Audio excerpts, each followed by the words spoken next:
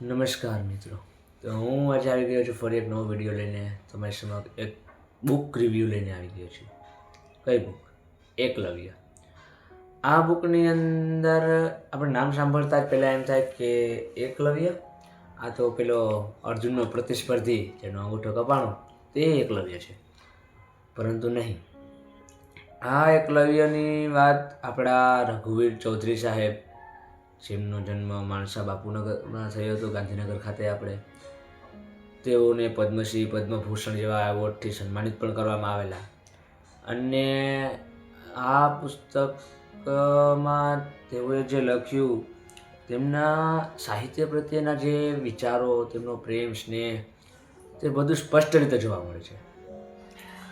કહેવાય ને કે શરૂઆતથી જ જ્યારે પુસ્તક મેં વાંચવાનું શરૂ કર્યું ત્યારે એકલવ્ય, ધર્મશેઠની ચર્ચા શરૂ થઈ કે એકલવ્ય જંગલમાં રહેતો હોય, તેને તેના માતા પિતા, તેના કુટુંબ પરિવાર વિશે જાણ ન હોય, અને તે એક કૂતરા સાથે જંગલમાં નિવાસ કરે.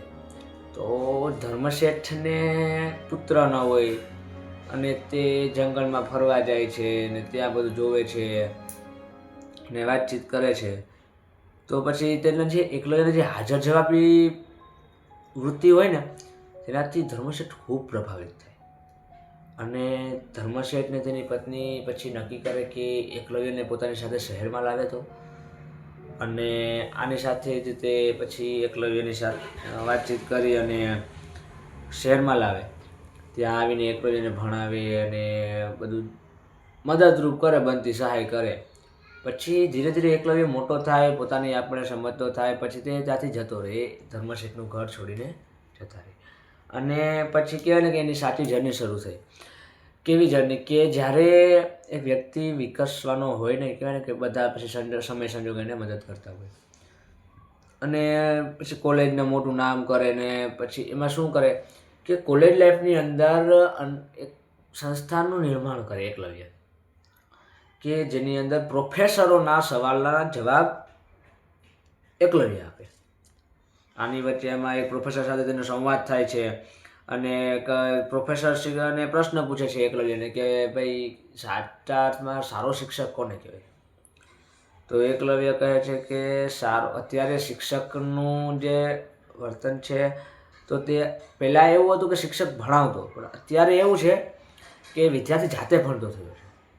એટલે સારો શબ્દ ને એકલવ્ય ઓલું કરે કે એક અણગમો દેખાડે.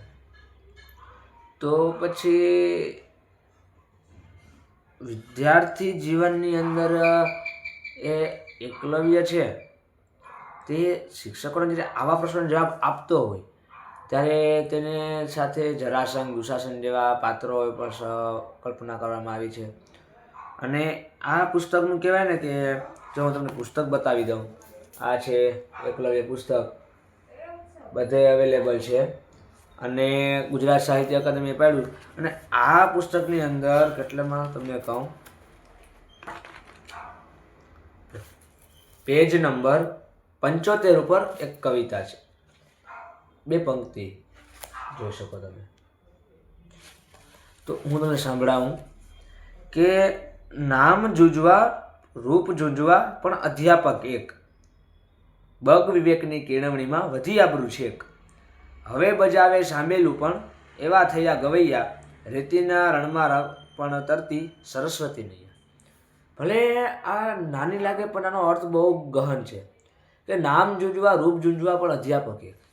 નામ અલગ છે, રૂપ અલગ છે, પણ અધ્યાપક જે છે ને તે એક જ છે. બગ વિવેકની કેળવણીમાં વધી આબરૂ છે, હવે બજાવે સાંભેલું પણ એવા થયા ગવૈયા, રેતીના રણમાં પણ તરતી સરસ્વતી નહીં. રેતીના રણમાં, શબ્દની પસંદગીઓ તો જુઓ. સરસ્વતી નૈયા એટલે સરસ્વતી રૂપી જે વિદ્યા છે તે રેતી એટલે રણની અંદર તરવા માંડે એટલી નહીં, આટલી ઉપમા આપી.